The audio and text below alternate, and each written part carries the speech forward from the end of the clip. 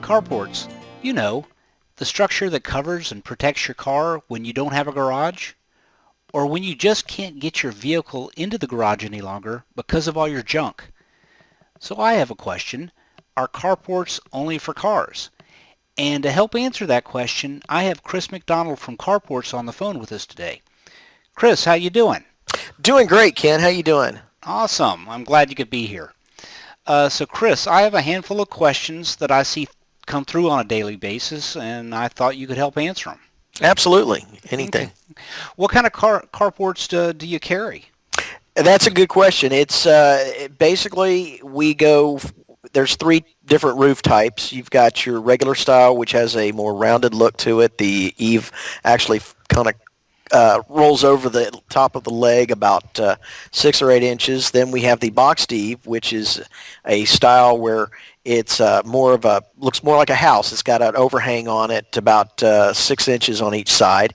And then you have our vertical roof, which is the exact same profile as the boxed eave, but the difference is that the panels run from the peak to the eave, so they're running vertically, and that's one of my favorites. And I'll tell you why is because it allows all that water and debris to roll off, so it doesn't hang up there on the ribs.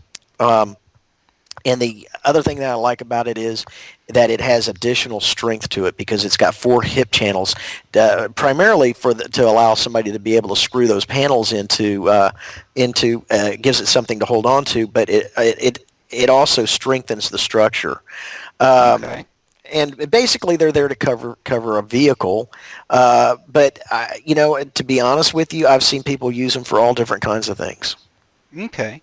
As far as sizes go, are there any size constraints? What does it usually start at? None that I can think of. It usually, you start with the basic single car carport, which is 12 foot wide and 21 feet long and about 5 foot high.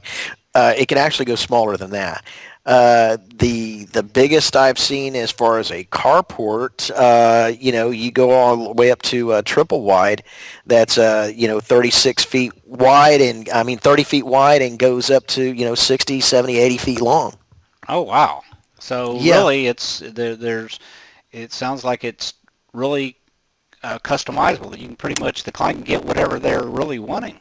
Exactly. One of the favorite uses of these is for RVs, recreational vehicles or motorhomes. Somebody has a motorhome and then they think, oh, well, I just bought this $500,000 motorhome. Now I forgot to find a place to park it. So they call me up and we'll set them up with something that's 12 foot high at the leg, which covers virtually every motorhome on the road today. Okay. So how long have you been providing carports for the area? Since 2003. So we've been here in this area since 2003. Wow. So this is not something that just popped up yesterday. Absolutely not. No, we're very well established and a very well established company. Okay. Well, you kind of already answered this question to some degree, but the original questions are carports only for cars. No, I'm glad you came back around to that. It's I've seen people use these carports for just about everything you can think of. Like I mentioned, the RVs, their utility vehicles, their trailers. One of my favorites, if you can indulge me for just a second, one of my favorite carports that we have, it's got a storage area in front of it. And so what it is you've got kind of a hybrid between a storage enclosed storage facility and a carport. So at the one end, you might have 5 or 10 feet of enclosed storage with a roll-up door that they can store all their, say they're using it for their boat, they can store all of their boating equipment in there, their life vests, Oh wow. their cleaning equipment, their motors and things like that, lock those things up, and then they've got a cover over their boat. Wow. So there's really no constraint on what the customer can get. No, people surprise me every day with what they come up to use these for, and it's always fun to work with.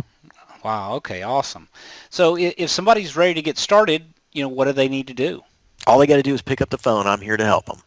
Okay. Well, fantastic. And you'll be able to give them, advice, rate quotes, and all of that, All of right that over and the more. phone. Yeah, Okay. all of that over the phone. They can call, and I've been in this business long enough that I can kind of avoid some of the pitfalls that other companies might not be knowledgeable enough to help their clients with. And basically, what we do is we'll talk it through.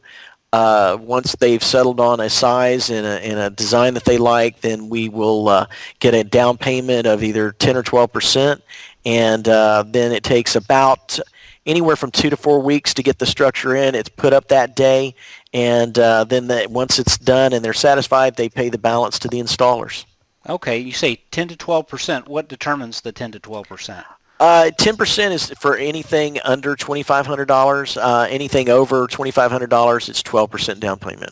Okay. Well, fantastic. You've answered all the questions that that I've received, and plus more actually. So I think that's all I have for today. I appreciate your time very much, and I'm sure we'll be talking again soon. I look forward to it. Thanks a lot, Ken. All right. Take care. Have a great All right. day.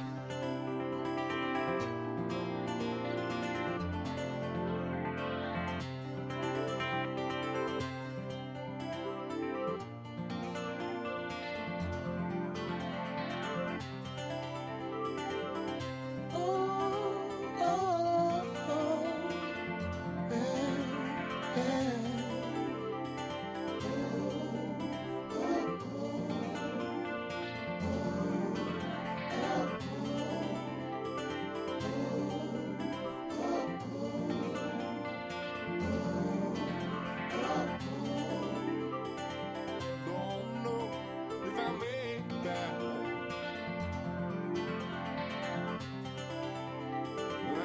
Boy, I'm just stuck here in a dream.